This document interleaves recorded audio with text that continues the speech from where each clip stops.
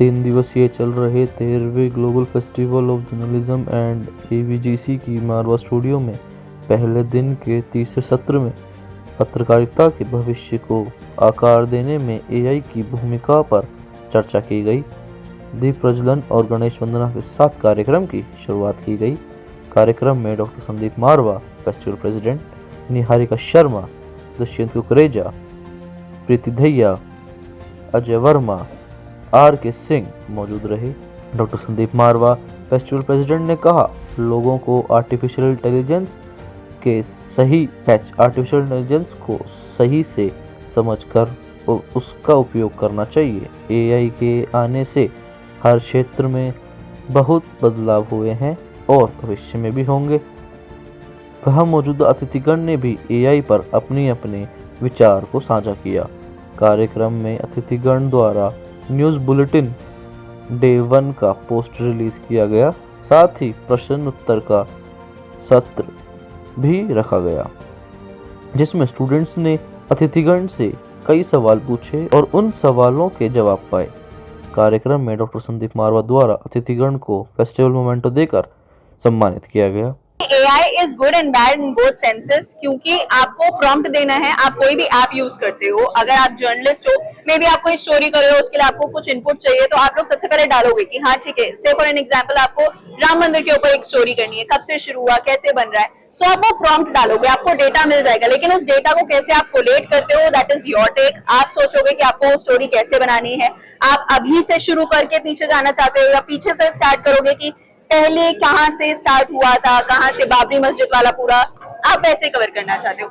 Same for an example, आप creator बनना चाहते हो, आप वीडियोस बनाना चाहते हो, तो आपको डिसाइड करना है कि आप अपना आइडिया भी वहीं से लेना चाहते हो या फिर आप ये चाहते हो कि आपका खुद का आइडिया है, उसमें आप किस किस एंगल को कवर करना चाहते हो। सो AI will always help you. The only thing is कि आपको उसको सिर्फ एक हेल्पिंग टूल की तरह लेना है, उसके ऊपर कंप्लीटली डिपेंडेंट नहीं हो जाना है, because the day you will be completely dependent on it, आपका दिमाग काम करना बंद कर देगा। तो आपको अपने दिमाग का ही काम लेना है, AI को सिर्फ एक टूल की तरह, एक हेल्पिंग हैंड की तरह इस्तेमाल करना है। देखिए, मैं इतना ही कहना चाहता हूँ कि इतना रहे ख्याल सताने के साथ साथ कि हम भी बदल रहे हैं जमाने के साथ साथ।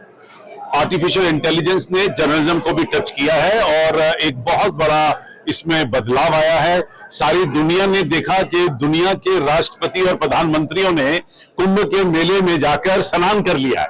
अब इसमें कुछ अच्छाई भी है, कुछ बुराई भी। तो जब भी कोई नई टेक्नोलॉजी आती है, नई डिस्कवरी या इन्वेंशन होती है, तो उसके दोनों पहलू देखे जाते हैं, कुछ बुराइयां और कुछ अच्छाइयां। तो हो सकता है कि इस वक्त, क्योंकि आर्टिफिशियल इंटेलिजेंस ने जर्नलिज्म के ऊपर एक प्रभाव डाल दिया है, तो बहुत सारा क्रिटिसिज्म भी पैदा हुआ है। आज के इस सेमिनार का सबसे बड़ा तात्पर्य यही था कि आफ्टर ऑल आर्टिफिशियल इंटेलिजेंस को भी तो हम ही लोग ऑपरेट कर रहे हैं।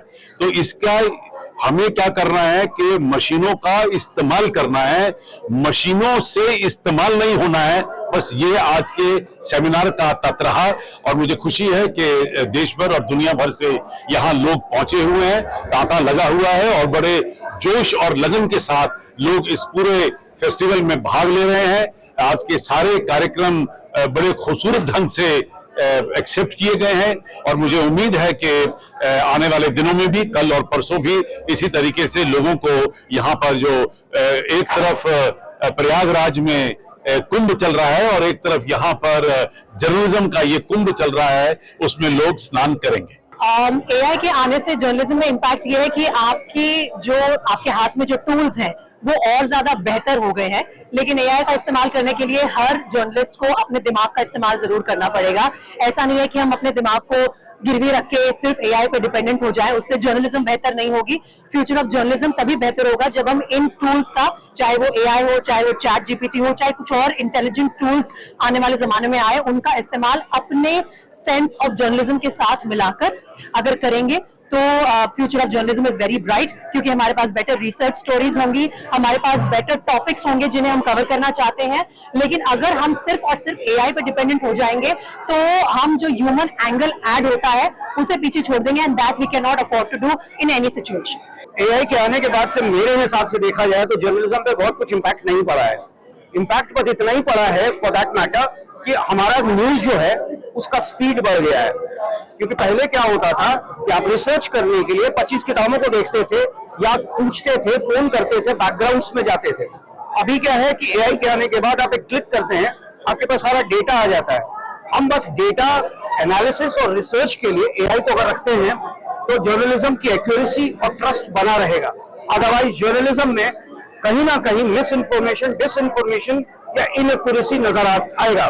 मैंने अपने YouTube के बारे में बताया था कि मैं एक यूट्यूबर हूँ और मेरे को इस चीज में ज्यादा पता है। तो एआई के आने से हमारी बहुत चीजें मतलब जल्दी हो जाती हैं। स्क्रिप्टिंग की बात की जाए, स्क्रिप्टिंग हम जल्दी से एआई से मतलब एक रफ आइडिया मिल जाता है। ऐसा तो नहीं होता कि जो स्क्रिप्टिंग हो रही है वो एकदम प्रॉपर हो रही है, लेकिन हम थोड़ा चेंजेस कर देते हैं। फॉर एग्जाम्पल, हम कभी घूमने गए हैं किसी बर्फ वाले इलाके में और हमें कुछ ऐसी रील बनानी है कि यार एआई आप बताओ हम कैसा कुछ अलग सा कर सकते हैं कुछ, तो एआई एक एग्जाम्पल बन सकता है उस चीज के लिए। ये बढ़िया चीज है। और रही बात मेरे भी करियर में, मैं एक बात और कहना चाहता हूँ कि हम जो थंबनेल जनरेट करते हैं, हमारी पिक्चर से कभी कभी स्माइलिंग नहीं आती, तो एआई से हम वो अपनी जो स्माइल एकदम रियल लगती है। माना आर्टिफिशियल इंटेलिजेंस है लेकिन वो चीजें रियल लगती है। ये इसके बारे में तो बात करना ही मतलब वो है कि मतलब एक आधा घंटा लग जाएगा। इसके एडवांटेज इतने हैं।